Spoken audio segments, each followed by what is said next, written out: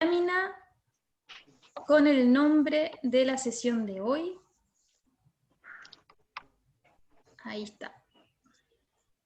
Un adelantito.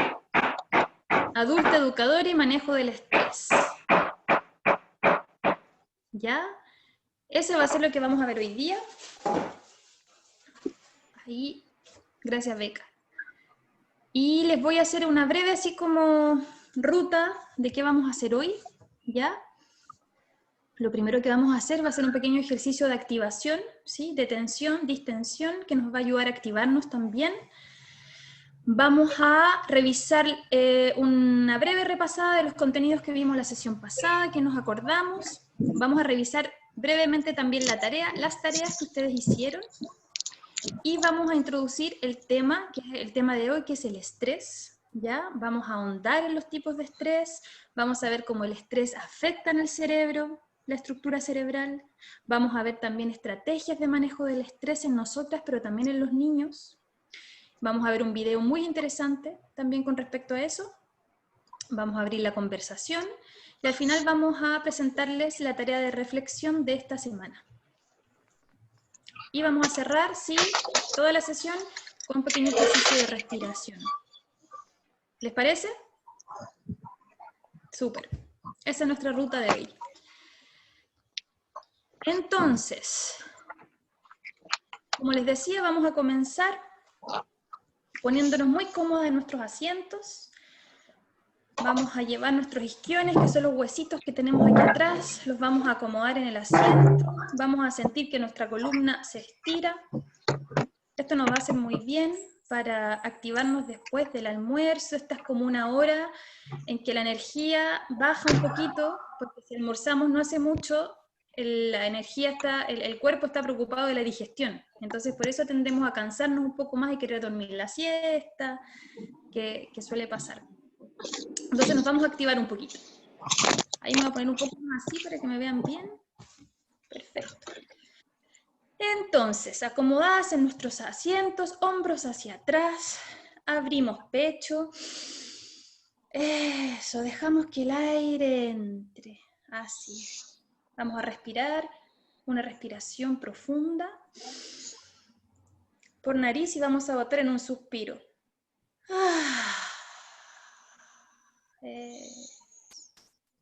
Muy bien.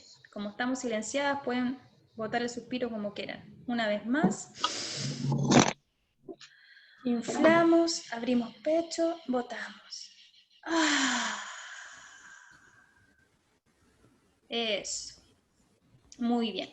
Vamos a llevar hombros arriba y hacia atrás, haciendo pequeños círculos. Respiro arriba, boto atrás. Ojalá pueda respirar por nariz y botar por nariz. Si no, lo pueden hacer por la boca.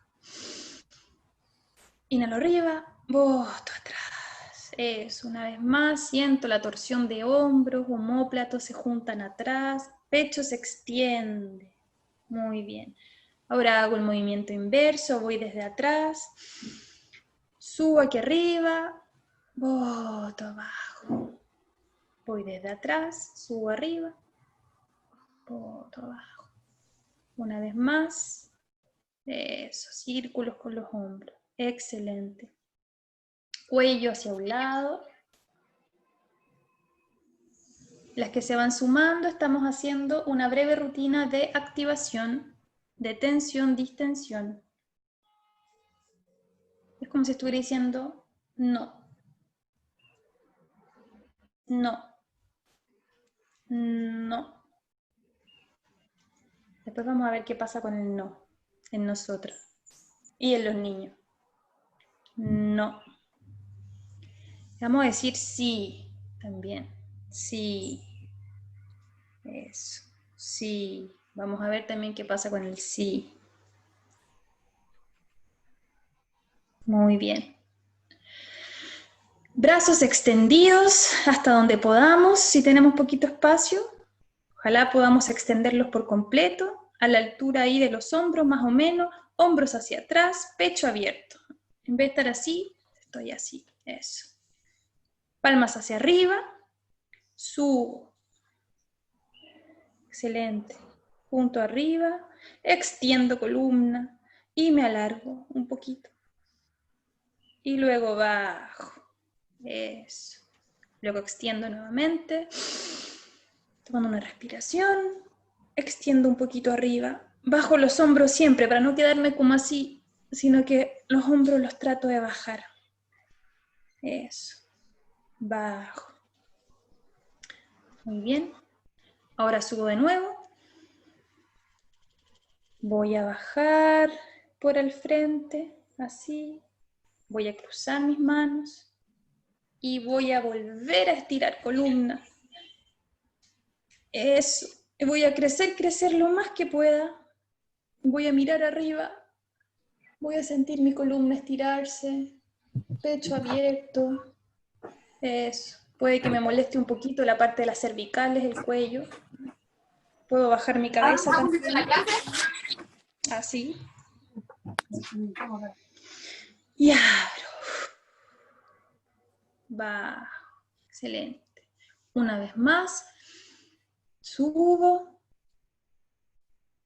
Bajo. Hombros abiertos. Cruzo. Extiendo y me estiro. Hombros abajo. Pecho abierto. Crezco. Crezco, crezco, crezco como un arbolito que quiere crecer una planta. Subo y bajo. Muy bien. Y relajo. Excelente. Vamos a sentir la tensión y la distensión en hombros y cuello. Vamos a respirar y vamos a subir. Y nos vamos a quedar un segundito así. Manos extendidas a los costados del cuerpo. Observo. Luego boto. Observo el cambio. Nuevamente inhalo. Manos extendidas a los costados. Observo mi pecho, observo mi cuello. Observo la energía en esta posición. Y luego boto. Relajo. Muy bien. Manos hacia atrás. Eso. Abro el pecho y me apoyo atrás. Esta es la llamada popularmente postura playa. Y es una postura mundialmente reconocida por ser muy relajante. Porque a nivel de axila se secretan hormonas que nos generan bienestar, como las endorfinas, cuando estamos así. Una muy buena posición para relajar un minutito. Si estamos con tensión, con dolor en el cuerpo. Eso. Podemos experimentar, cerrar hacia adelante y abrir el pecho. Muy bien. Excelente. Excelente. Súper. Es rica esa postura. Ya. Muy bien. Acomodo. Vamos a energizar nuestras manos. Las vamos a activar. Eso. Se van a sentir calentitas. Y nos vamos a regalar un masajito de cara. Ahí donde sintamos que necesitamos masajear, soltar la tensión, soltar lo que está apretado. Cuello, la garganta, las orejas, la frente. Eso. Aquí las sienes también a veces se contraen, se aprietan. El entrecejo, los párpados, la boca. Qué rico.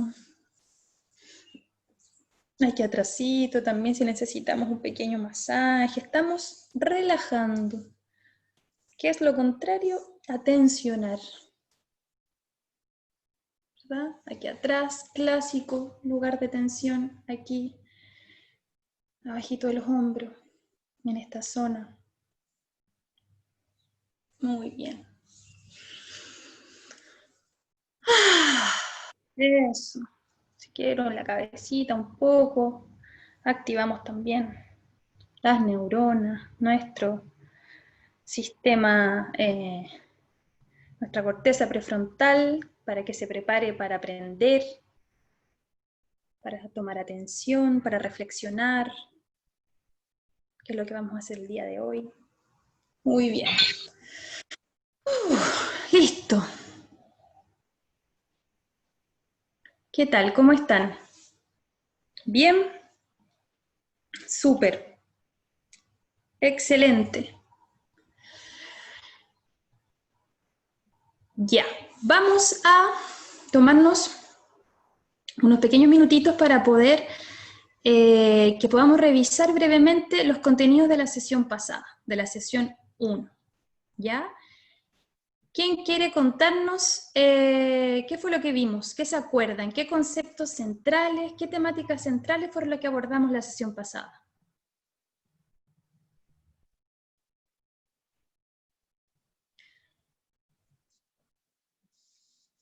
¿Quién se anima? Camila, tú prendiste... Ya, yo. Rebeca. Yubitsa. Yubitsa. La Rebe. Ya, La Rebe. si No, la levantan la Rebe. mano... Sí. La Rebe. Ya. Lo de los Rebeca periodos, primero, ya.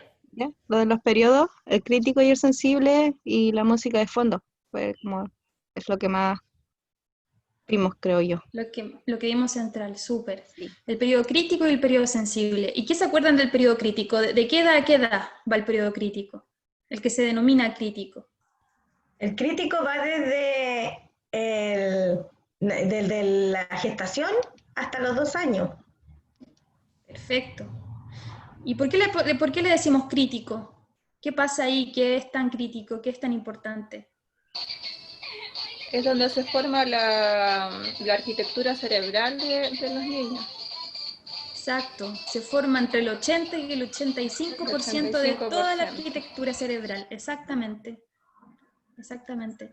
Y después está el periodo sensible, que veíamos que es un periodo que en realidad abarca desde el comienzo de la vida hasta los 7 años. Solamente que los primeros 2 años los clasificamos como el sensible, como el crítico, porque pasa este desarrollo neurológico tan importante. ¿Verdad? De la música de suspenso, ¿qué se acuerdan? La música de fondo, de esta memoria emocional. Que activa nuestros recuerdos. Activa nuestros recuerdos emocionales. Sí, así es, Nicole. O lo vamos a ver después porque vamos a revisar un poquito que la tarea que ustedes hicieron relacionada con eso.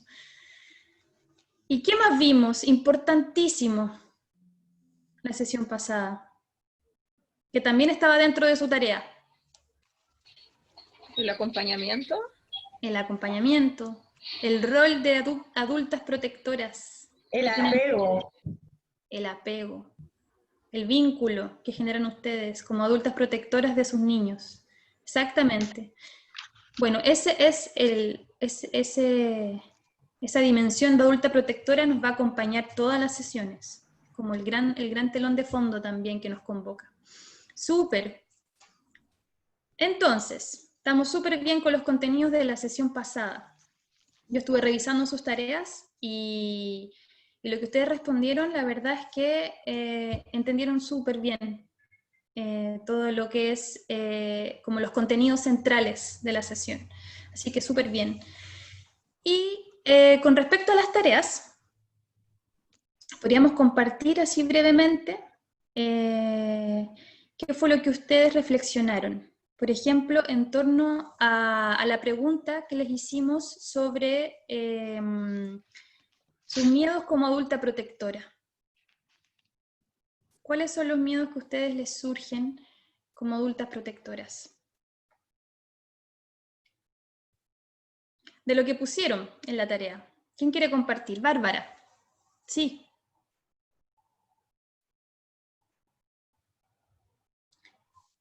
Ahí sí. Yo puse que de los miedos que me surgían era, por ejemplo, en este tiempo, el que se habla de una nueva forma de relacionarse y todo eso, yo sentía miedo frente a la pérdida del contacto físico, a la pérdida de esa contención emocional que da el contacto físico. Del vínculo. Exacto. ¿Cómo planteárselo de aquí en adelante para no perder eso? Porque en realidad sin una contención emocional, sin una acogida hacia el niño, sin la creación de este ambiente emocional dentro del aula, los aprendizajes van a ser mucho menos significativos y mucho más mecanizados. Lo que se... Como de un miedo que me daba. Ahora. Perfecto. Sí, sí. Sí, es un miedo recurrente. Yo siento que es ese como de... Y es este miedo de cómo va a ser el regreso también. Porque no sabemos cómo vamos a restablecer ese vínculo con los niños, con todos los protocolos que va a haber de cuidado, de distanciamiento. ¿Cómo va a ser? ¿Quién más tiene miedos así parecidos a Bárbara? ¿Yo? Eva. Sí. A mí también me pareció algo parecido a Bárbara. Uh-huh. ¿Cómo yo en este retorno voy a dar respuesta sensible si yo no me he visto expuesta a esta situación? ¿No? Yo en mi familia hemos tratado de cuidarlo y obviamente a un retorno vamos a estar expuestas. ¿Cómo voy a reaccionar? No sé cómo voy a reaccionar en ese momento. Si un niño se presenta con síntomas, si voy a ser capaz de poder dejar mi miedo de lado y preocuparme del niño o de la niña. Como mis Qué interesante. emociones. Ajá. Si voy a ser capaz de autorregularme para poder acompañar a los niños. Súper interesante. Bueno, todo eso tiene mucho que ver con la temática de hoy. Porque sí, efectivamente, el retorno va a ser en un contexto que no va a estar libre o exento de estrés. Sí va a haber estrés. Y tenemos que pensar cómo vamos a enfrentarnos a ese estrés, a esa demanda nueva. ¿Alguien más quiere compartir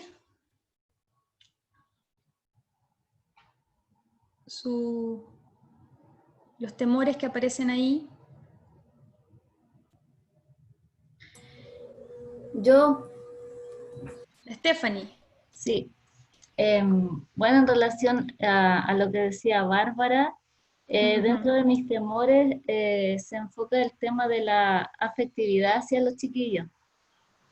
El cómo brindar esa contención a través del afecto, porque nos dijeron que el contacto físico debía ser limitado, que no estaba prohibido, pero sí debíamos limitarlo, y es súper complejo limitar ese contacto con los niños y niñas tan pequeños.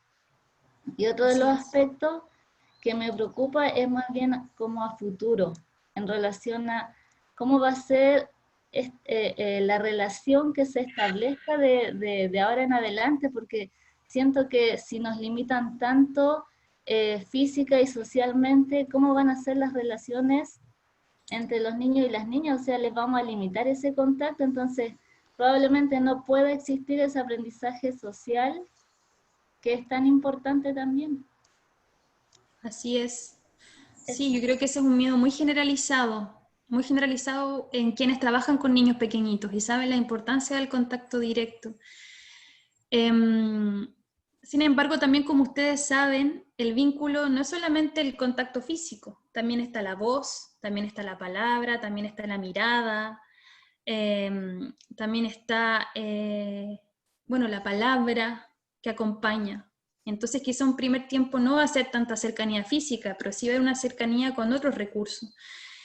Y la memoria emocional no se olvida. Lo que está en el registro emocional para quienes están con sus niños hace más tiempo, Eso está. A diferencia del contenido, el aprendizaje cognitivo, que si no se refuerza se olvida, la memoria emocional no se olvida. Eso está siempre. Miriam, no te escuchas. No se escucha tu audio. Ahí Beca te va a ayudar. A ver si te puedes activar, ¿sí? Miriam, quizás puedes, no sé si tienes unos audífonos cerca, a veces no funciona sin audífonos, eso puede ser el problema. Ah, no, ya, creo que ya sé cuál es el problema. Ingresaste con el celular, ¿cierto? Ah, no nos escucha. Está como reactivando. Sí. Sí. Sigue nomás y yo coordino con ella. Ya. Revisemos una tarea más sobre su música de suspenso, su memoria emocional. Yo estuve leyendo igual lo que ustedes pusieron, pero ¿quién quiere compartir? ¿Qué identificaron de esta memoria emocional? ¿Qué había ahí cuando se contactaron con ese lugar?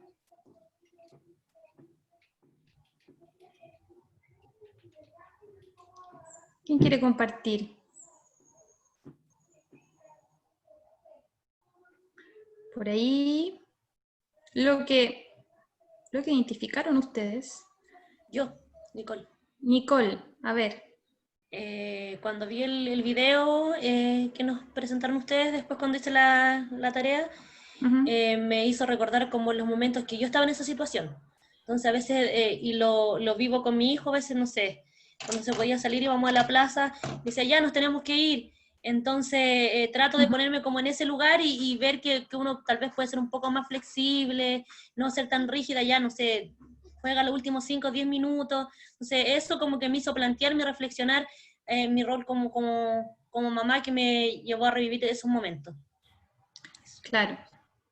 De ese lugar tuyo de niña cuando querías seguir jugando y te decían que no. Sí. Ajá. Ajá. ¿Quién más? ¿Alguien más? A ver, yo voy a elegir al azar. María Pía, ¿nos quieres compartir algo de tu memoria emocional?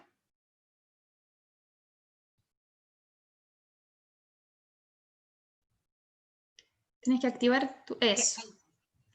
Mi memoria emocional, yo no sé recordar, por ejemplo, yo tengo unos sobrinos, entonces mi hermana igual es como súper estricta con ellos. Entonces como que lo reta harto y todo. Entonces yo me recordaba, no sé, pues la niñez, que si bien no viví tantos retos, porque igual yo me portaba bien, pero sí veía lo mejor que retaban a otras personas. Entonces yo le decía a mi hermana, pues que igual trata de no retarlos tanto, igual entiéndelos porque son niños pequeños, de 8 y 3 años. Entonces trata de ver qué le pasa, porque de repente, claro, los niños lloran de la nada, y uno no sabe lo que le pasa. Entonces hay gente que, claro, como no trabaja en esto, como que tiene menos paciencia, y nosotras que estamos como más vinculadas con trabajar con niños, como que entendemos un poco más que tenemos que tratar de escucharlo, ver qué le pasa. Entonces eso lo relacioné como a la niñez, pero no por mí, sino como por lo que viví como alrededor. Observando, con los retos. Ajá. Claro, con los retos. Ajá. Con los retos. ¿Alguien más? ¿Yo? Rebeca.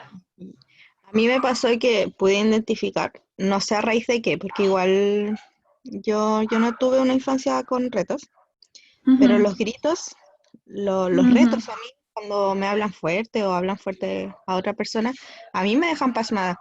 Y creo que eso se ha transformado a que cuando un niño llora excesivamente y yo no puedo contenerlo de la forma adecuada, me pasó con mi hijo una vez que explotó en llanto y yo no sabía qué hacer. Quedo como en stop, como que no sé qué reaccionar y quedo pálida realmente, como que quedo pegada, como que no sé cómo reaccionar. Yo asumo que es por el tema de los gritos, pero aún no sé identificar a raíz de qué viene eso. Realmente. Perfecto.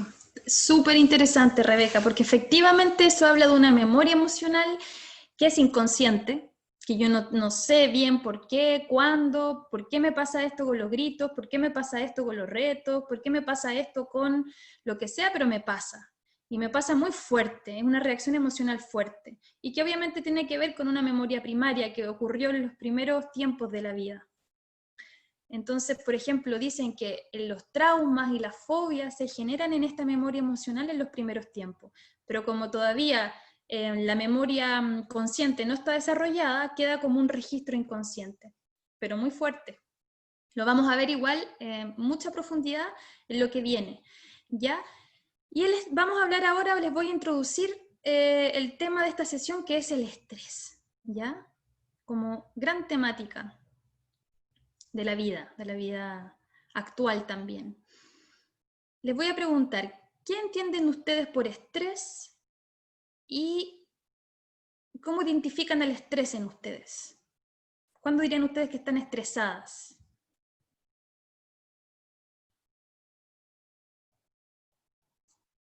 ¿Qué entendemos por estrés? Bueno, Daisy. yo identifico el estrés en mí cuando estoy con insomnio. Cuando pienso y no logro conciliar el sueño, es porque siento que estoy estresada.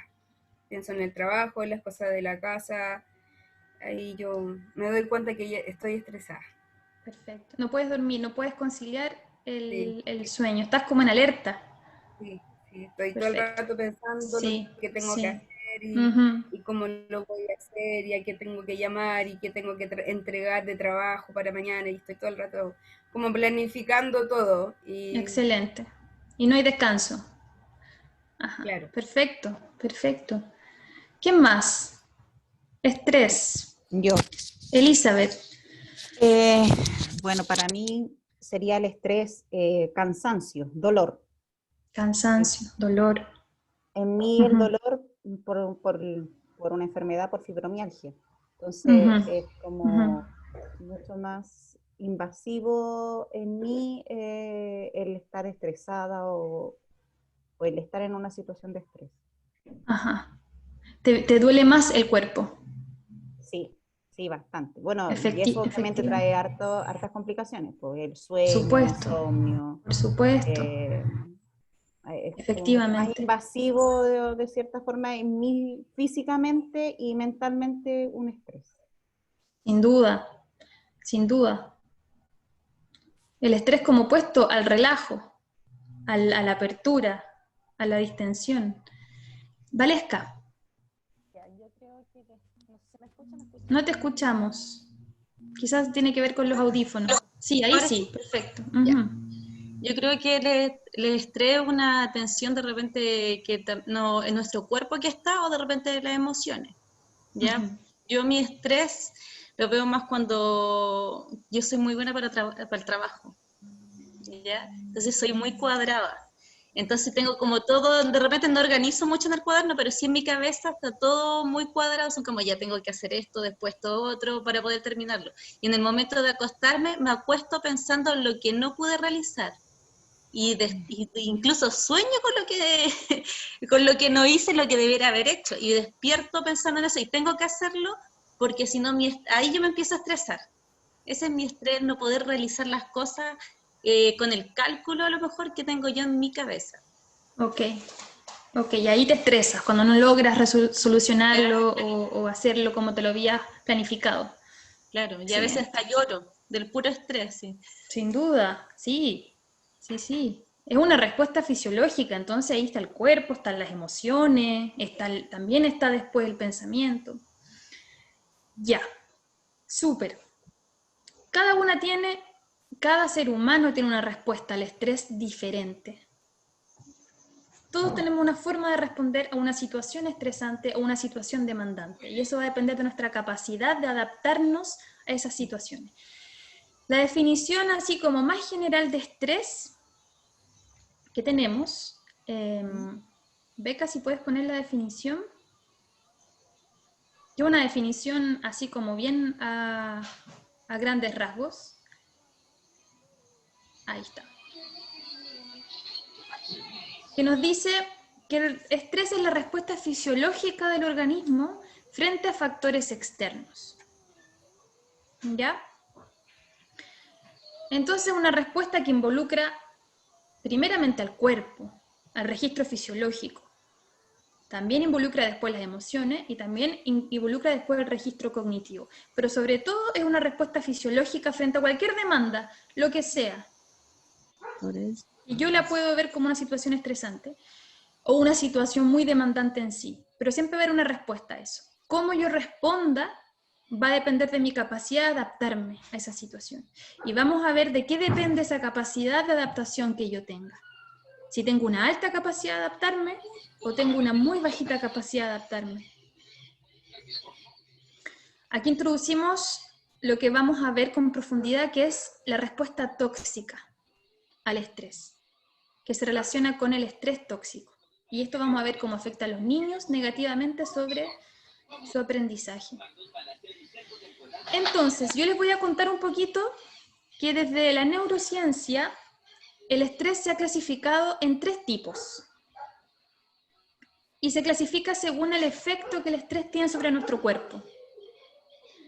No sobre la situación en sí, sino sobre el efecto que tiene en nosotros esa situación. Entonces, tenemos el estrés positivo, que es aquel estrés biológicamente programado para que nosotros podamos movernos y reaccionar frente a distintas situaciones. Se le dice positivo porque nos lleva a la acción, nos lleva a, por ejemplo, resolver una situación, resolver un problema, abordar una demanda del exterior. En este tipo de estrés, todo mi sistema se activa, ¿sí? Se pone en marcha para abordar lo que tiene que abordar. Hay palpitaciones, suben ciertos niveles hormonales, mi cuerpo está con una cierta energía disponible para la acción, pero es un estrés que está dirigido hacia cumplir algo que en realidad es algo que yo necesito hacer. Entonces, por ejemplo, dentro del estrés positivo en la vida puede ser esto mismo, que yo haya preparado esta presentación para ustedes y que me haya preparado para esta sesión, implica para mí un tipo de estrés. Porque tengo que prepararme con el contenido, con la sesión, con los tiempos, qué sé yo, y estoy en un estado que podríamos denominar como estrés positivo.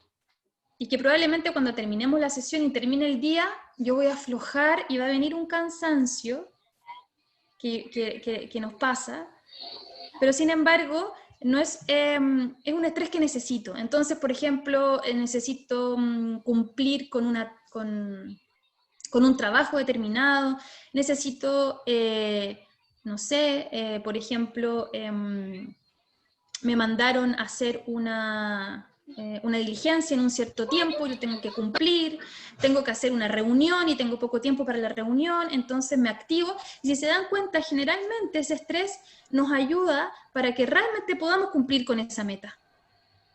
Puede ser que lo hagamos en el tiempo, ¿sí? Como un ejemplo, que cuando nos quedamos dormidas y tenemos que ir a trabajar. Tal cual, Daisy, en un día normal nos demoramos 1 hora, cuando nos quedamos dormidas 15 minutos estamos listas. Exacto, algo nos saca de la cama, no sabemos cómo logramos bañarnos, vestirnos, maquillarnos, tomar el bolso, tomar la micro, tomar el auto, no sabemos cómo, pero llegamos. Después vamos a estar agotadas, porque los niveles fisiológicos que se activaron son tremendos, pero logramos hacer lo que teníamos que hacer. Súper. Después tenemos el estrés tolerable. Es aquel estrés que nos acontece ante situaciones de la vida que son muy demandantes emocionalmente. Por ejemplo, un duelo. Por ejemplo, un cambio de casa, un cambio de trabajo. Tener que reemplazar a una colega 3 meses en el aula, por ejemplo, no tener asistente y tener que hacerlo todo yo sola durante un tiempo. Esas son situaciones que nos demandan más de la cuenta, obviamente. El cuerpo se activa, hay una respuesta, nos vamos a sentir más cansadas, nos vamos a sentir más demandadas. Sin embargo, es un estrés al que yo le puedo poner palabras, yo puedo entender lo que está pasando. Tiene un sentido, por así decir, está dentro de un marco de sentido. Yo sé que si me cambio de casa, por lo menos voy a requerir unos 2, 3 meses para asentarme, para acomodar las cosas, ya sé que va a ser así. Y además, en el estrés tolerable, yo busco herramientas que me ayuden a lidiar con el estrés, la situación de tensión. Entonces, qué sé yo, voy a terapia, por ejemplo, empiezo terapia que me ayuda, empiezo a hacer yoga, empiezo a salir a caminar, duermo más porque necesito dormir, etcétera, etcétera. Y empiezo a incorporar esas herramientas para poder adaptarme lo mejor posible al contexto nuevo. Y eso lo hacemos mucho. Tomamos todo nuestro bagaje de herramientas de cómo adaptarnos a la situación y nos enfrentamos a esa situación de la mejor manera. Y ahí va a depender también de nuestra capacidad de adaptabilidad. Tercero, ¿qué pasa con el estrés tóxico? En el estrés tóxico, lo que sucede es que la respuesta del organismo es tan abrupta, es tan invasiva, que modifica todo nuestro cuerpo. Eso quiere decir que ante cualquier situación, el cuerpo, por ejemplo, lo vamos a poner en el caso de los niños. Los niños, cuando están en alguna situación de peligro, alguna situación de negligencia o alguna situación de violencia, ellos van a activar inmediatamente sus mecanismos de defensa a esa situación. Si esa situación, ¿y qué pasa? Sube el cortisol, que es la hormona del estrés, me preparo para huir, me preparo para pelear. ¿Qué pasa? Si esa situación continúa en el tiempo y yo no tengo a nadie que me ayude a poder como poder lidiar con esta situación, si nadie me acompaña, si nadie me toma, si nadie me habla, y yo estoy una y otra vez expuesto a esta situación de estrés, lo que va a pasar es que en un momento el cuerpo ya no va a distinguir lo que está pasando afuera.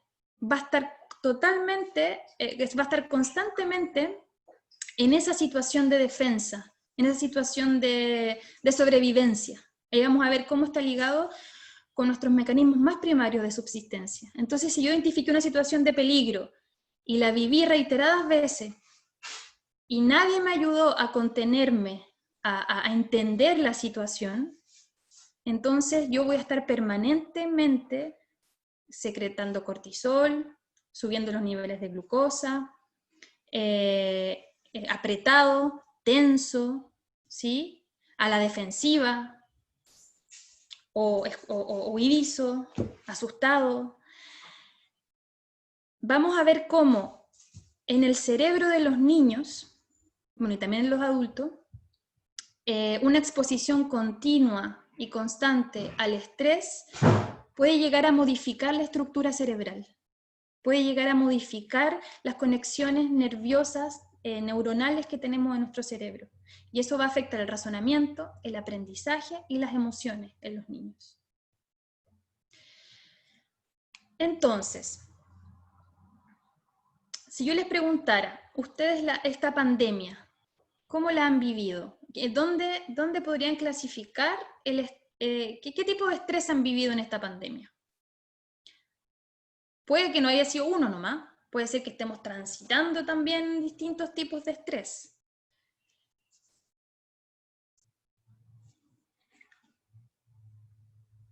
¿Qué creen ustedes? ¿Cómo lo han vivido? ¿Cómo lo sienten? Yo creo que, por lo menos, yo también. Sí, dale, ya, estoy entre el positivo y el tolerable. Entre el positivo y el tolerable. Yo, Catalina, disculpa, igual considero lo mismo, que es como el positivo y el tolerable, en diferentes situaciones. Perfecto. Y, por ejemplo, que haya sido positivo tiene que ver con que yo he aprendido algo de esto, ¿verdad? Y ahí se liga con las preguntas que ustedes habían respondido. O sea, estamos en una situación de cambio, de incertidumbre, de que no sé cuándo, no sé cómo, no sé qué va a pasar, pero aún así yo he podido reinventarme. Aún así he podido aprender cosas nuevas. Ustedes muchas ponían he aprendido herramientas tecnológicas, he podido tomar cursos online que me han llevado como a poder capacitarme más, he aprendido a estar más con mi familia, a valorar las cosas sencillas de la vida, a cuidarnos, etc. y que sea tolerable también tiene que ver con aquellas herramientas de autocuidado que yo, ante una situación estresante, he podido incorporar para que no sea tan estresante. ¿Verdad? Ahí vamos a ahondar más en eso del autocuidado y de cómo nos cuidamos. Miriam, ¿Sí? ¿querías decir algo? ¿Sí? No, igual estaba entre positivo y tolerable por la situación que han ocurrido, como decías tú. ¿Sí? Exacto. Igual ahora me costó comunicarme porque andaba en el jardín recibiendo mercadería para entregar a los apoderados. Entonces, claro. Y ahí tuviste que moverte un poco, correr. ¿Sabes qué terrible? Se me acabó la batería en el jardín, llegué aquí, enchufé y no me prendí el celular. Ahí quedé media... Bueno, esas son situaciones, claro, son situaciones cotidianas estresantes, pero que sin embargo podemos resolver. Sí. El problema es cuando no podemos resolverlo y, por ejemplo, nos quedamos paralizadas. Nos ponemos a llorar o salimos corriendo o finalmente ni siquiera sabemos. Ahí es donde nuestra capacidad de adaptarnos se ve como empieza como a impedirnos poder hacernos cargo de lo que está pasando, ¿sí? ¿Estrés tóxico alguien siente que ha vivido en esta pandemia? Ese estrés que no entiendo qué pasa, no tiene sentido, de sentirse siempre estresada, siempre tensa, ¿no? Súper. Bueno, sí, Daisy. Bueno, yo viví una situación súper especial porque mi hija mayor es hija de otro, no es de mi pareja actual, es de mi pareja anterior, y él insistió mucho tiempo en venir a verla estando en cuarentena, todo así como bien, cuando estuvo como todo el apogeo. Y fue una situación súper difícil porque él quería venir y yo no, es que no puedes venir, y él insistía, llamaba a mi hija porque mi hija, como es grande, usa teléfono los fines de semana. Entonces fue súper difícil porque me sentía como en parte mala mamá porque no la dejaba ver al papá, pero era por lo que estábamos viviendo. Y desde que partimos no lo ha visto, entonces fue como un poco tóxico, sí, porque me hacía cuestionar, me decía, bueno, ya, lo voy a dejar venir, y después decía, no, mejor no, porque se puede contagiar. Entonces fue como bien complicada esa situación. Te mantuvo muy tensa. Claro, eso podría ser un estrés tolerable, porque aún así tú entendías la situación y le estabas dando vuelta y la estabas pensando, estabas tratando de buscar una solución. Ya, súper. Yo ahora les voy a contar un poquito, vamos a profundizar desde las neurociencias cómo entendemos el estrés, vamos a hablar un poquito del cerebro, ¿ya? Entonces, como yo les decía, este estrés tóxico, que es una respuesta de sobrevivencia ante reiteradas exposiciones a situaciones de estrés, pensando en los niños, a situaciones de violencia, de vulneración, de agresividad, de peligro de cualquier tipo. Estar constantemente expuesto a eso, sin que nadie me contenga, sin que nadie me ayude a bajar esos niveles, genera lo que se llama el estrés tóxico. Y se ha comprobado que el estrés tóxico, continuado en el tiempo, puede llegar a modificar la arquitectura cerebral, modificando entonces las funciones del razonamiento, las posibilidades de aprendizaje en los niños y obviamente toda la dimensión emocional. El estrés tóxico que genera el cortisol, que es esta hormona que se secreta en momentos de estrés, que nos sirve en pocas cantidades para poder movernos, para poder hacer cosas, en altas cantidades también se ha comprobado cómo puede llegar a dañar estructuras cerebrales. Y obviamente las conexiones nerviosas de nuestro cerebro. Aquí, por ejemplo, tenemos, imagínense, esto es una como resonancia magnética que se ha hecho un cerebro normal y un cerebro expuesto a estrés tóxico. Tenemos la lámina de arriba, ustedes pueden ver que hay están las conexiones neuronales, muy ricas conexiones neuronales con muchas dendritas que se están conectando con otras dendritas que arman lo que es el circuito neuronal. ¿Ya? Hay muchas conexiones posibles, si ustedes ven arriba. Abajo, en un cerebro expuesto a estrés tóxico, es evidente la disminución de las conexiones. Hay un daño en las conexiones neurológicas, disminuyen. Entonces las conexiones pueden dañarse, disminuir y en casos extremos desaparecer. Ustedes piensen en los niños, por ejemplo, que han sido sometidos desde muy chiquititos a experiencias institucionalizadas. Niños que al nacer inmediatamente son llevados a una institución en donde con suerte están cubiertas las necesidades básicas de alimentación y de abrigo y de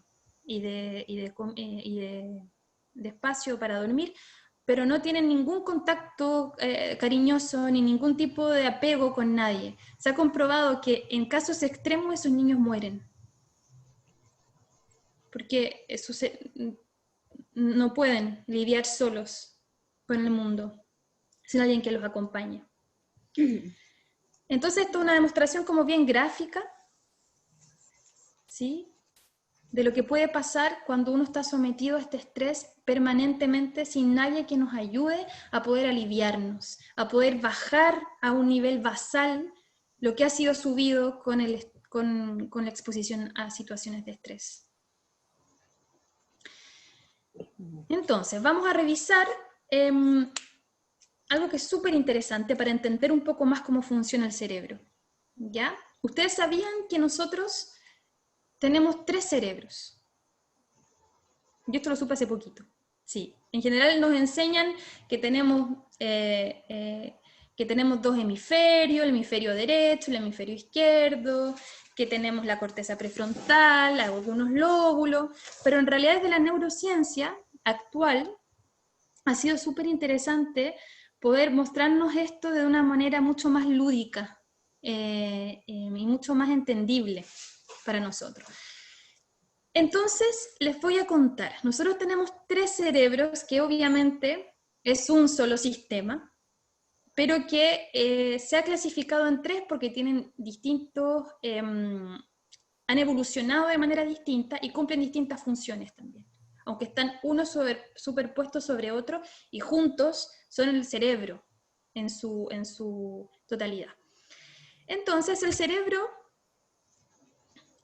humano se desarrolla, para que ustedes sepan, de atrás hacia adelante y de abajo hacia arriba, ¿ya? Desde sus orígenes.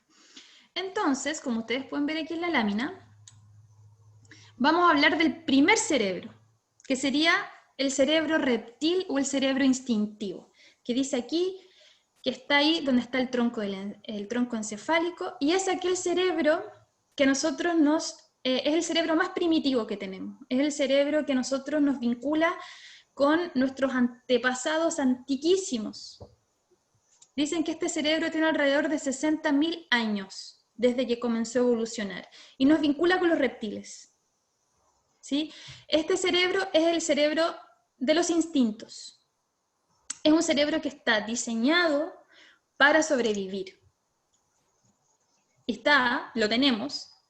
Es el cerebro que, ante situaciones de peligro extremo, nos hace correr, nos hace huir, nos hace pelear, nos hace paralizarnos, y que muchas veces no está dentro de nosotros no podemos, como por así decir, controlar eso. ¿A ustedes les ha pasado que de repente ante situaciones extremas reaccionan de una manera y dicen, nunca me imaginé que iba a reaccionar así? Porque no es algo que se planifica, es algo que está diseñado para que así sea. La respuesta de sobrevivencia. Entonces, este cerebro quiere sobrevivir. Ese es su mandato, sobrevive. ¿Y qué significa sobrevivir? Significa tener alimento, significa tener un lugar donde dormir, significa también pertenecer a un territorio, significa también asociarme o relacionarme con un grupo afín, con una manada. Y todos tenemos eso, esa tendencia territorial, a querer ocupar un espacio, a querer ser reconocido, a querer también ser parte de un grupo. Vamos a ver qué pasa cuando yo siento que no soy parte, cuando yo siento que algo pasa en este territorio que me siento amenazado. ¿Cómo funciona? ¿Cómo reacciona este cerebro instintivo? Entonces, luego, en la evolución, tenemos nuestro cerebro mamífero, que también se le ha llamado sistema límbico. Este cerebro mamífero tiene alrededor de 60.000 años de evolución y nos vincula directamente con los animales. Este es el banco de la memoria emocional, que está liderado o regulado por el sistema llamado amígdala. A ustedes les debe sonar, igual no es la amígdala que tenemos aquí, es otra amígdala que tenemos en el cerebro. Y que es ese pequeño sistema que es el que lidera todo el sistema límbico, que es la amígdala, que está ahí marcadita con amarillo. Esta memoria emocional, les puedo contar que es también instintiva, o sea, que es inconsciente, que cuando ya nacemos, nuestra memoria emocional ya está desarrollada, o sea, ya tenemos registros, ya está desarrollada para la experiencia. En esta memoria se guardan todas las experiencias que tenemos desde la gestación hasta que morimos. Ahí se almacena todo. Sin embargo, lo que se almacena primero es como el telón de fondo para lo que viene después, como lo habíamos visto. Son estas primeras experiencias que van sosteniendo esta memoria emocional. La memoria emocional es lo que nos lleva a poder, es la que chequea lo que pasa afuera, es la que chequea y la que genera una respuesta también emocional a eso que pasa, según las experiencias previas que yo también tenga. Entonces, ante una situación agradable, lo que nos va a pasar es que nos vamos a querer acercar. Ante una situación que vemos como peligrosa, nos vamos a querer alejar. Y esa clasificación de si me gusta o no me gusta, la hace nuestra amígdala, nuestra memoria emocional. En situaciones de estrés extremos, como el estrés tóxico, este sistema colapsa. Y la amígdala, por ejemplo, crece desproporcionalmente. En situaciones de estrés, por ejemplo, no sé si a ustedes les ha pasado que cuando están estresadas o cuando estamos estresadas nos empezamos a olvidar de algunas cosas, de cosas súper básicas como, no sé, incluso en situaciones de estrés así importantes nos podemos olvidar del nombre de personas cercanas y nos quedamos un rato pensando y no podemos creer que se nos haya olvidado, pero es una reacción totalmente biológica, porque por ejemplo lo que es nuestro hipocampo, que está dentro del sistema límbico, ante situaciones de estrés se bloquea, y el hipocampo el que está encargado de registrar las situaciones, es la memoria contextual que tenemos, ¿ya? Eso, pero es como un dato. La clave de la tarjeta, dice Daisy, exactamente, lo sabía de memoria, lo he hecho 1.000.000 de veces y hoy día no me acuerdo. Y no me acuerdo, y puede ser que no me acuerde, y no puedo comprar lo que tenía que comprar porque no me acordé del número de la tarjeta. Bueno, esos son datos que nos dicen, estoy con mi sistema ahí, está un poco colapsado, o está un poco sobrepasado, ¿ya? Y tengo que volver a los niveles basales. Y luego tenemos a la neurocorteza, que es lo que llamamos el cerebro humano propiamente tal, que es un cerebro que en evolución es mucho más cercano, que evolucionó después. Y este cerebro, que es el cerebro racional también, es el cerebro de las funciones ejecutivas. Entonces el cerebro que se desarrolla después porque todo lo que tiene que ver con el aprendizaje cognitivo de las funciones ejecutivas, como la memoria, el razonamiento, el análisis, la reflexión, todo eso se genera con mucha posterioridad. Si lo vemos en los niños, por ejemplo, evolutivamente, los niños hasta los 7 años no tienen muy desarrolladas sus funciones ejecutivas. Están mucho más en la dimensión, la dimensión más animal, por así decir, más instintiva, más emocional. Y después de esa primera etapa, entonces empieza a desarrollarse lo que es las funciones ejecutivas. Y somos nosotras los que le aportamos esas funciones ejecutivas al niño, para que pueda pensar, para que pueda entender. Vamos a ir incorporando este gesto que yo voy haciendo, que se los voy a explicar bien, ¿ya? Lo lo voy a explicar ahora, miren. Imagínense ustedes que la mano nuestra fuera el cerebro, ¿ya? Como aparece ahí en la imagen. El cerebro es la palma de la mano. Y es un ejercicio muy bonito que ustedes lo pueden aprender y se lo pueden después enseñar a sus niños en aula o incluso a sus hijos en la casa y para nosotras mismas también. Entonces, si imaginamos que el cerebro está en nuestra mano o que el cerebro es nuestra mano, entonces vamos a entender que esta parte es la médula espinal donde está el cerebro más primitivo, el cerebro reptil, ¿ya? En la parte de acá tenemos el sistema límbico, nuestro pulgar, que es la memoria emocional. Nuestro pulgar es la amígdala, que veíamos que es el banco de la memoria emocional. Y nuestros deditos que están arriba son la corteza prefrontal, que son las funciones ejecutivas de nuestro cerebro que piensa, que razona. Entonces, por ejemplo, si yo estoy en una situación de mucha tensión, de mucha emocionalidad, lo que puedo hacer es hacer este gesto. ¿Qué les evoca a ustedes esto? Si pensamos que este es el sistema reptil, el sistema emocional, y yo hago esto. ¿Qué sienten? ¿Qué les evoca? ¿Qué creen que estamos haciendo al hacer esto? ¿Protegiendo? ¿Cómo? ¿Protegiendo? Protegiendo. No sé cómo. ¿Sí? ¿Qué más? Lo que les surja. ¿Qué sienten cuando hacemos esto? Aquí están las emociones, aquí están los instintos. Y yo hago así. ¿Me cierro a esto? Encerrarse. ¿Ya?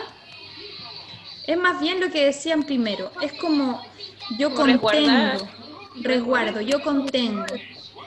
Dice, aquí estoy con un con un momento de mucha emoción, muy intenso.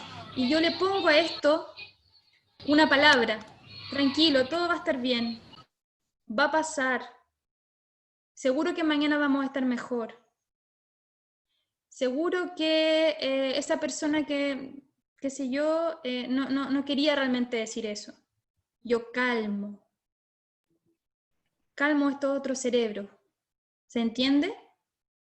Ese es el gesto, que lo vamos a ir igual incorporando y viendo. Yo le doy sentido a mi experiencia, a lo que me va pasando. Encuentro formas de calmar lo que siente este cerebro más animal, más reactivo, más instintivo, más emocional. El cerebro emocional, el sistema animal y emocional, es inmediato. Es inconsciente, es inmediato, es impulsivo. En cambio, este de acá, que es el que desarrollamos después, y es el que tenemos nosotras como adultas, es el que puede calmar esto. Entonces, yo ahora les voy a invitar a ver un video que nos habla de la amígdala y de la relación que tiene la amígdala con el estrés tóxico que pueden los niños vivir ante una situación de vida estresante. ¿Y qué pasa con este sistema límbico ante situaciones o contextos de reiterada peligro, violencia, estrés? Vamos a ver y después comentamos. Chicas, les comento que tengo un poco de ruido de fondo, así que voy a poner el video y si no lo escuchan bien, avisan como por la cámara si hay algún problema, ¿ya? Pero lo voy a poner fuerte para que se escuche, pero por si acaso.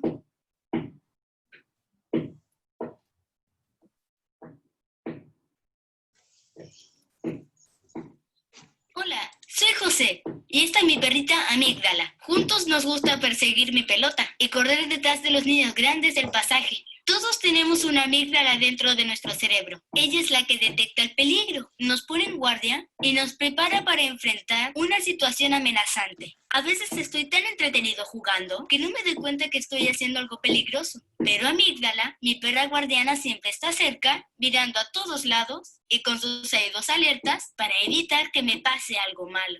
Amígdala es mi mejor amiga. Cuando mi papá se dio cuenta que rompí la televisión, se enojó mucho conmigo. Yo traté de explicarle que fue sin querer, pero él no me escuchó. Solo quería pegarme una patada, pero mi valiente amígdala me defendió. Furioso empezó a gritarle garabatos a mi mamá. Le dijo que no era capaz de cuidarme. Ella no le respondió. Cuando mi papá se pone así, a mí me da mucho miedo. Me dan ganas de cerrar los ojos y taparme los oídos. Amígdala no deja de gruñir. Ella también se siente mal. En mi cerebro, cuando me pasan cosas muy malas, mi amígdala se daña, crece y reacciona mal, de forma exagerada, incluso cuando no hay ningún riesgo. Han pasado 3 años y Amígdala sigue siendo mi querida perra guardiana. Mi papá trabaja mucho, siempre está cansado y se enoja por cualquier cosa con mi mamá y conmigo. Por eso con mi perrita tratamos de escondernos de él, así no nos pega. Mi mamá está enferma. Mi abuelita me explicó que ella tiene depresión, por eso nunca tiene energías para jugar conmigo, cocinar o hacer aseo. Muchas veces me reta.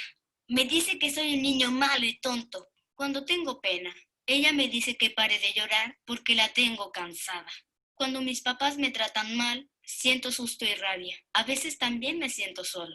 Lo único que yo quiero es ser un niño bueno para que mis papás me quieran. Hay días que me siento tan enojado que le grito a los niños del pasaje sin darme cuenta ni saber por qué lo hago. Hoy cumplí 6 años. Hemos crecido.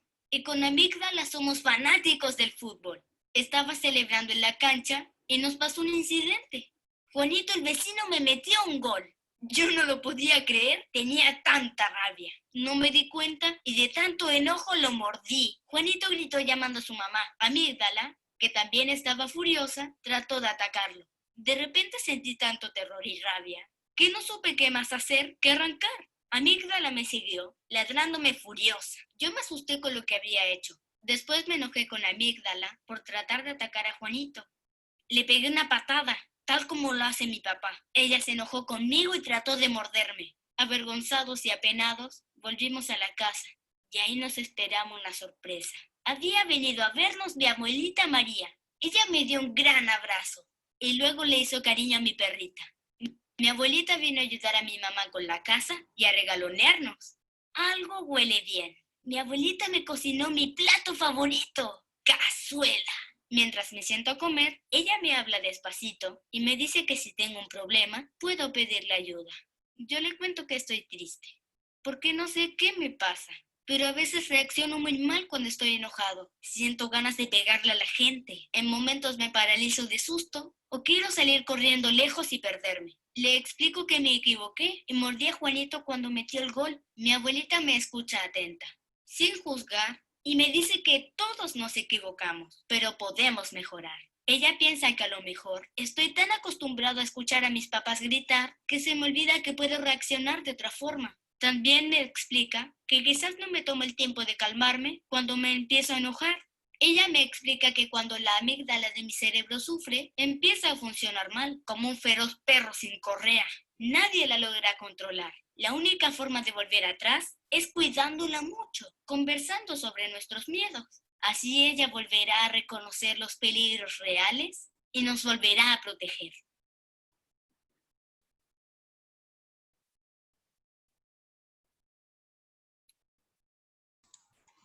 ¿Todas pudieron ver el video bien? Súper. ¿Qué tal? ¿Cómo podrían ustedes entender este video de la amígdala? ¿Cómo lo entienden? Según su experiencia, con los niños. ¿Les hace sentido?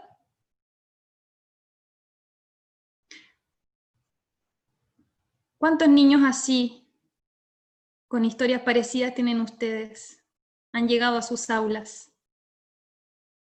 Muchos, yo creo, con contextos así similares. Niños con amígdalas gigantes. Yo creo que ahí donde nosotros nos damos cuenta desde el hogar, qué está pasando en el hogar de los niños, por la reacción que ellos tienen al llegar al jardín, porque ahí se sienten más seguros. Porque uno los cobija, le da, lo acompaña, le pregunta qué le pasa, indaga un poco, en lo que está sintiendo, en las emociones del niño, porque uno lo conoce, entonces uno cuando él llega sabe cómo viene él, si viene contento, se levantó bien, o algo pasó en su casa durante la noche.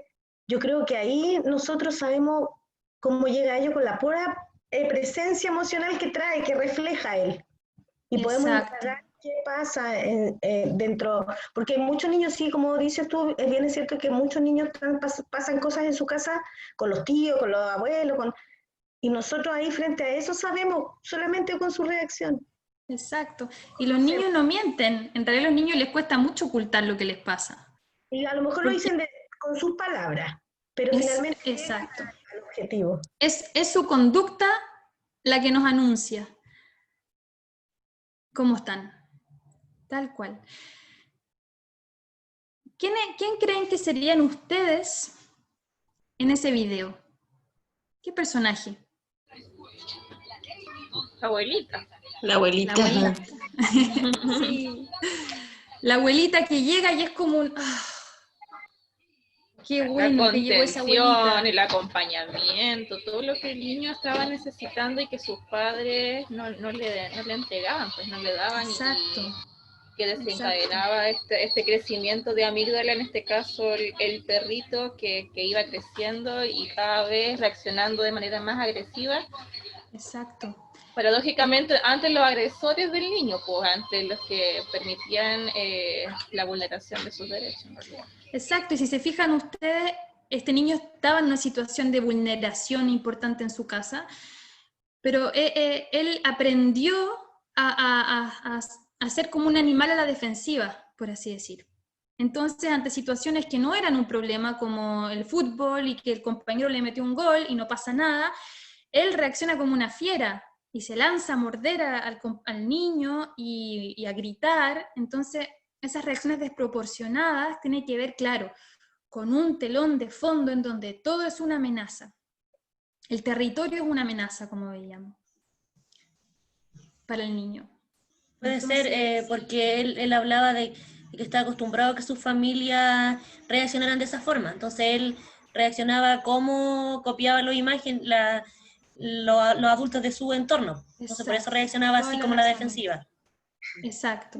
Claro, la imitación, que lo vamos a ver también eso. Él aprendió que eso es una forma normal de actuar. Es un patrón para ellos, es un patrón que continúa hasta adultos, porque es normal ver la agresión física, verbal, entonces lo siguen adultos también, es como un patrón que siguen ellos, lo ven todo normal. Es como que los niños aprenden por la visión, porque claro, uno le puede decir, no grites, pero si uno está todo el día gritando, o le dice al niño, no pelees, y uno pelea constantemente al niño, claro, las palabras las va a tomar, pero se le van a ir muy corto plazo, en cambio... Toda la razón, toda la razón, sí. Sí. Los niños aprenden, sobre todo, ustedes saben, más por lo que uno hace que por lo que uno dice. O sea, lo que uno dice acompaña lo que uno hace. Pero el registro más cognitivo no se registra tanto como si se registra, por ejemplo, una experiencia, algo que yo vi, algo que yo experimenté. Es interesante también que en este video vemos que, claro, el niño está viviendo en un contexto familiar muy difícil. Y yo me imagino que no es algo que a ustedes sea algo como... Me imagino que es algo que les resuena en algún lugar. Esta madre que en el video aparece que está con depresión, que no puede estar con su hijo, este padre violento, agresivo. Entonces, me imagino yo que ustedes han encontrado muchas situaciones con niños que efectivamente están en contextos familiares en donde al parecer el papá o la mamá no están pudiendo cuidar a ese niño, o no están pudiendo protegerlo, no están pudiendo hacer esto, como veíamos. No están pudiendo contenerlo en lo que le pasa. Entonces, claro, llega este niño al aula, a la sala, y llega como este animalito que está completamente como asustado además, porque la respuesta agresiva es una respuesta de miedo igual. Algo me pasa, algo, hay una amenaza. Entonces, la importancia que tiene el rol de ustedes como adultas protectoras es fundamental. Es fundamental. Son esa abuelita, que aunque el contexto sea precario, de vulnerabilidad, si ese niño tiene la oportunidad de contar con un espacio seguro, con un espacio donde va a ser contenido, aunque sea 2 horas o 3 horas al día, está comprobado científicamente que un cerebro que ha sido expuesto a vulneración, a agresión, a violencia, si logra contar con un espacio de contención, de cuidado, de esto, ese cerebro puede lograr como restablecer nuevas conexiones. Lo que veíamos del concepto de neuroplasticidad en la sesión pasada, ¿se acuerdan? Ese concepto tan amable que nos invita también a poder entender que si bien las primeras experiencias cuentan, los niños que vivieron experiencias como de mucha violencia o mucha falta, pero si logran encontrar en el espacio como en el espacio de la sala cuna, de la guardería, del jardín infantil, un nuevo espacio de vinculación, y si esa vinculación está cargada de afecto, de escucha, de compañía y de apego, ese cerebro puede restablecer sus conexiones, puede volver a aprender nuevas formas de relacionarse. Entonces, el banco emocional no va a tener solamente la memoria emocional de violencia, gritos, peligro, sino que también va a incorporar nuevas experiencias. Cuidado, amor, escucha, protección. Y eso también va a ser parte de esa memoria. Pregunta, ¿qué creen ustedes que a los niños les genera estrés dentro del aula, dentro de la sala? ¿Qué situaciones, por ejemplo, podrían llegar a ser amenazantes para un niño dentro del aula? Limitarlos mucho, quizás, limitarlos. Ajá. Claro, limitarlos quizás a que no tomen esto, a que no hagan esto otro, que en realidad el ambiente no esté preparado físicamente para acogerlos, entonces que puede haber un peligro o algo y uno esté constantemente interrumpiendo su exploración. Exacto. Eso es muy interesante. Miren, yo les voy a invitar. Uy, ¿me escuchan? ¿Sí? Sí, te escuchamos. Las voy a invitar a hacer como algo muy cortito. Miren, cierren sus ojos. ¿Ya? Cierren todos sus ojos. Yo voy a decir 2 cosas. Ustedes con los ojos cerrados, ¿ya? No, no, no, no, no. Sí, sí, sí, sí, sí.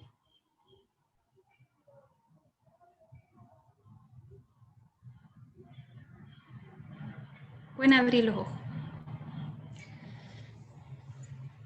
¿Experimentaron a nivel corporal incluso diferencias entre el no y el sí? ¿Qué se experimentó con el no?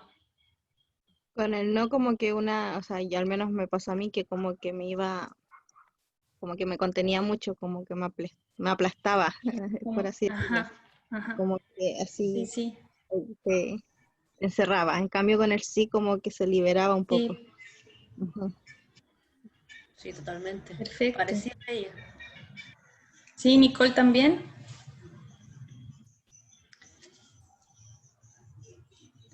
Qué increíble eso, porque el no y el sí son como registros que son muy primitivos también, que nosotros como memoria emocional, incluso como programación genética, los tenemos muy incorporados.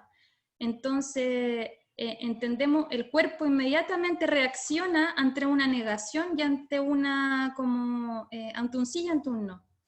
Entonces el no en general es como, genera una respuesta reactiva. Hay una reacción frente al no, en los niños, por ejemplo.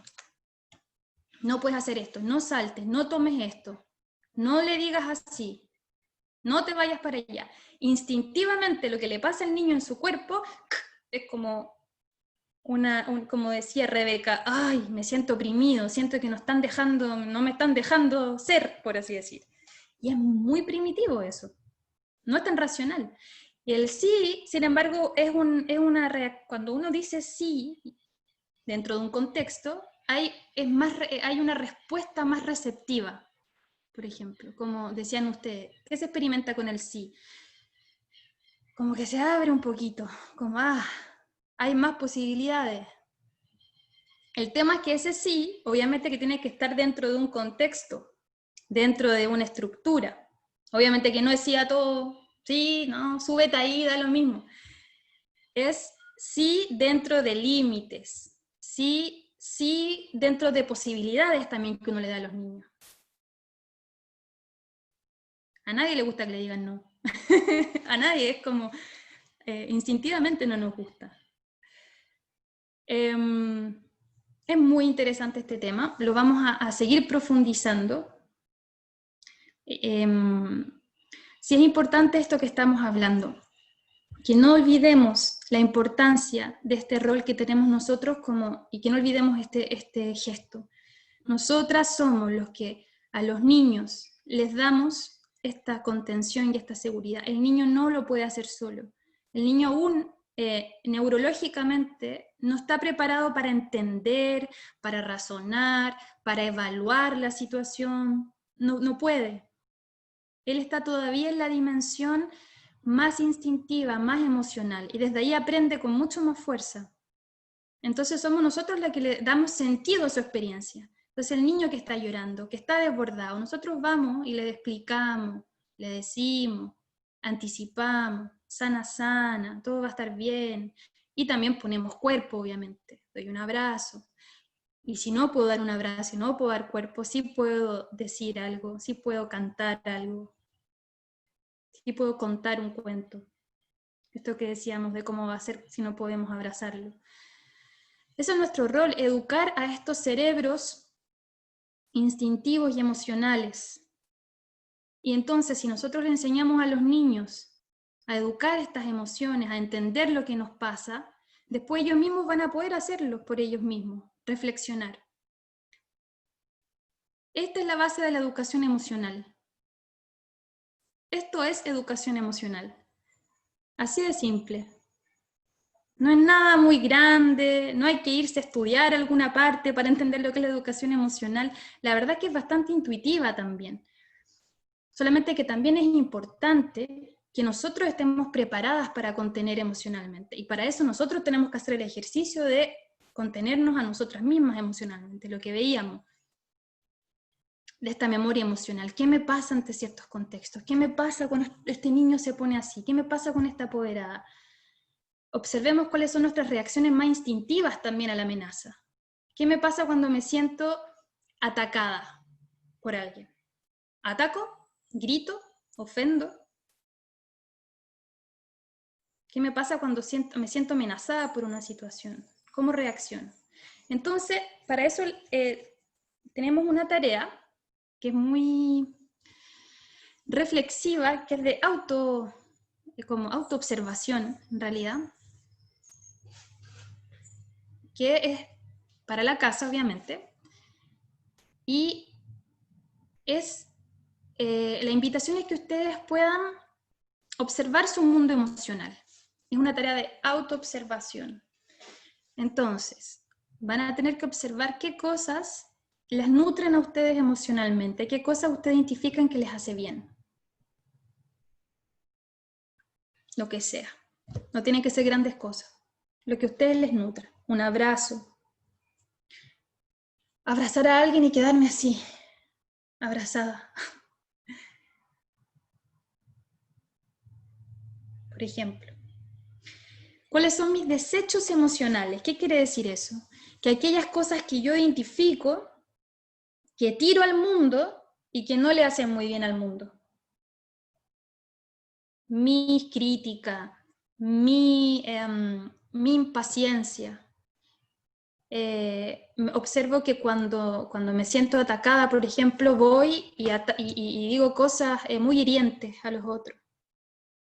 Me irrito con demasiada facilidad. ¿Qué cosas o situaciones me contaminan a mí de afuera? También observo eso, lo identifico. ¿Y cuáles son mis herramientas de autocuidado?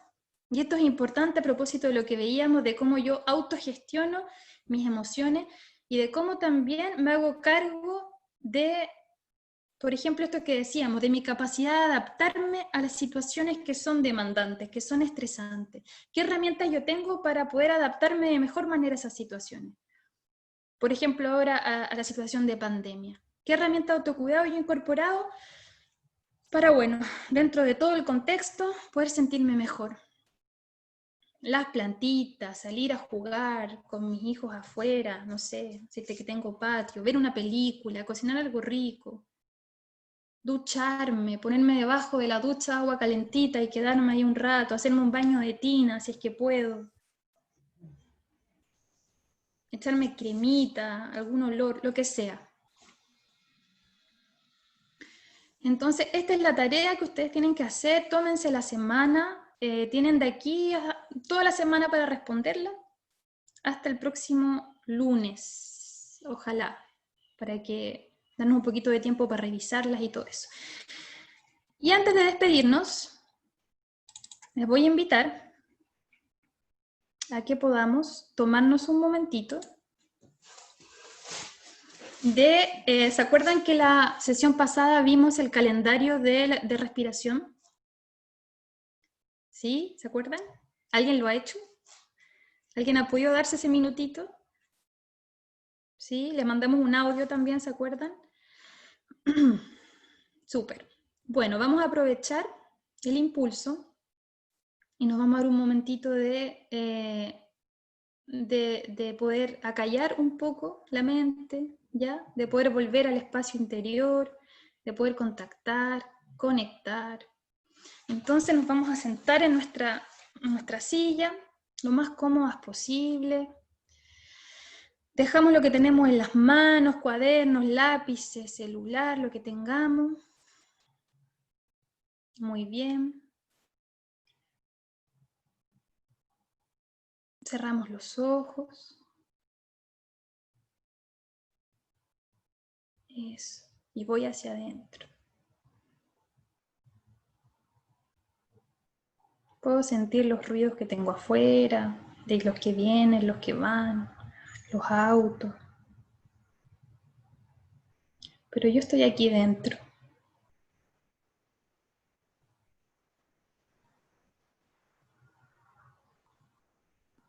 Voy a tomar una respiración profunda por nariz. Voy a exhalar por nariz también, lentamente.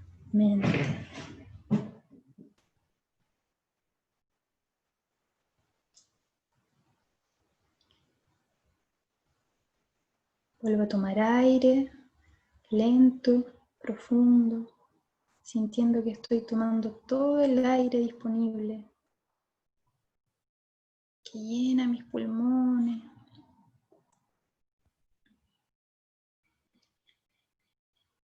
Y luego boto lento también el aire por nariz, observando cómo mi pecho queda abierto, qué espacio ahí,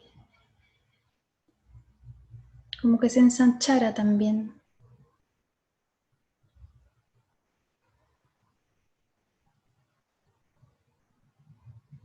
Y sigo respirando así, observando este aire que entra, que tomo, que sale.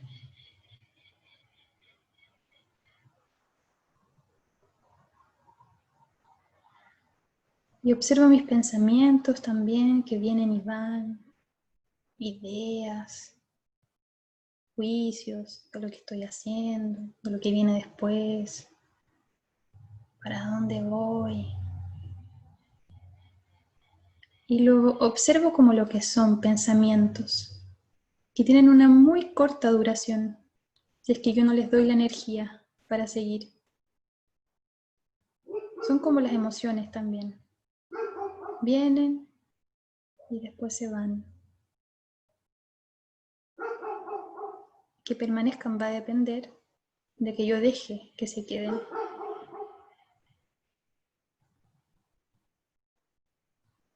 Suelto. Muy bien.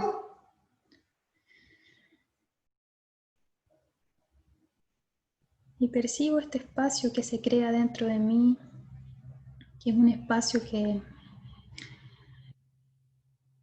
bueno, desde las tradiciones orientales es como el refugio, es como ese espacio que dicen que siempre ha estado desde el momento del inicio de la vida.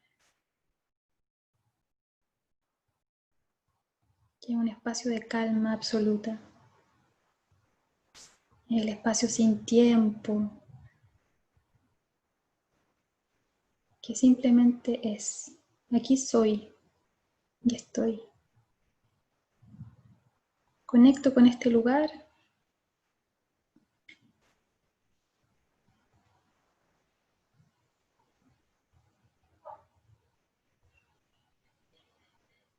Aquí me recargo también energía,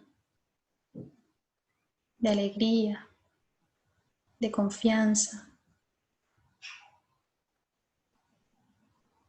Muy bien. Mientras más venimos a este lugar, más fácil se nos hace volver cada vez que lo necesiten. Siempre está.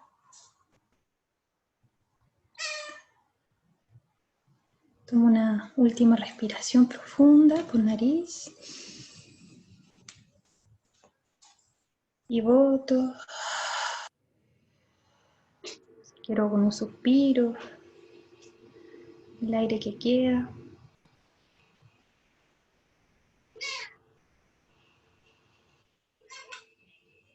Poco a poco comienzo a mover mis manos.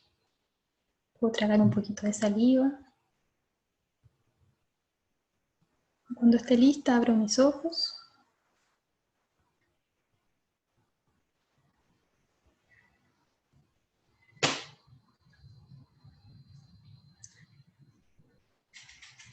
Muy bien, nos reconocemos una vez más. Bien, ¿lo pudieron hacer? Súper. Mientras más lo practicamos, se nos hace más familiar. Y lo podemos hacer en cualquier momento, sentados en la mesa, caminando incluso, mientras nos duchamos. Así que igual lo pueden anotar en su calendario, como que hoy hicieron su respiración. Y bueno, y si lo pueden hacer todos los días un ratito y anotarlo en su calendario, genial. Incorporarlo como una práctica de autocuidado, también de autoconocimiento. Súper. Podríamos dejar un minutito, a ver, para si tienen alguna pregunta, duda, inquietud, más como técnica de la plataforma, de las tareas, de lo que sea. ¿Nicole? Sí, yo. Respecto a las tareas que ustedes nos envían, ¿esas serán evaluadas? ¿Tenemos una nota? ¿Cómo es el proceso de...? Beca, ¿te quieres contestar tú? Sí, mira, las tareas en sí no tienen una nota, como quizás ya se dieron cuenta, la primera, que es la de profundización, que son como unas preguntas de verdadero y falso, les dan como una notita al final. Eso no es que vayan en su certificado tener como, no sé, 3 de 8, 5 de 8, no. Como eso es solo para ustedes, para que sepan como cuál era la respuesta correcta. Lo que sí, tienen que cumplir un 80% de logrado. Entonces, logrado significa que tienen que hacer un 80% mínimo de las tareas. pero no hay ninguna nota específica porque las tareas, como ya se dieron cuenta, son como mucho de autorreflexión y mucho de como integración en su propia vida. Entonces la idea es que les sirva a ustedes y que sea como un aprendizaje más a todos los niveles que aprendimos hoy día del cerebro, del emocional y también del cognitivo, pero no va a haber una nota así, así como en el colegio ni nada. Ok, gracias. La Claro, tarea más de, quali que quanti. Sí. Miriam. la tarea de hoy día, estas 4 que viste, ¿cómo se envían?